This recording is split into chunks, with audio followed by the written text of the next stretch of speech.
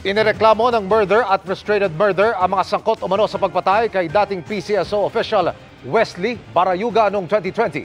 Kabilang yan sina dating PCSO General Manager Royina Garma at dating NAPOLCOM Commissioner Edilberto Leonardo na itinurong utak ng pagpaslang kay Barayuga. Nakatutok si Salima Refran. Kasunod ng mga revelasyong ito sa House Quad Committee. Sinabi ko kay Sir Leonardo na dahil isang opisyal ng gobyerno ang target, mahalaga na magsagawa ako ng sarili kong verifikasyon. Ngunit sinabi niya na hindi na kinakailangan dahil ang utos ay mula kay GM Garma, dating Colonel Royina Garma. At tuluyang pagbubukas muli ng investigasyon. Paharapin na sa mga reklamong murder at frustrated murder ang mga nasa likod umano ng pagpatay kay dating PCSO official Wesley Barayuga at pagkakasugat ng kanyang driver.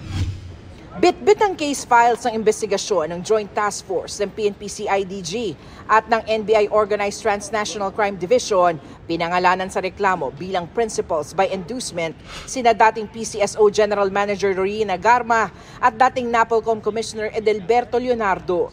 5 iba pang dawit rin sa reklamo, kasama ang nagsiwalat ng dagdag na impormasyon sa pagpatay kay Barayuga na si Police Lieutenant Colonel Santi Mendoza. Itinuro ni Mendoza si Garma at Leonardo bilang mga utak ng krimen.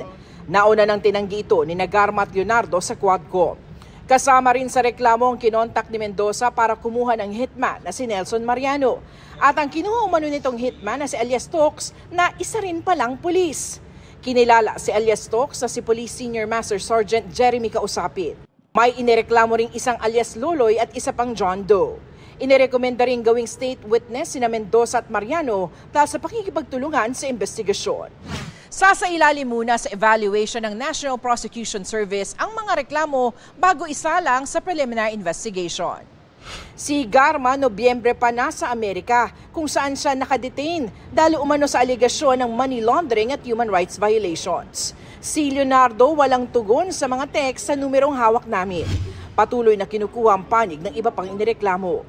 Para sa GMA Integrated News, Salima Refran, nakatutok 24 oras.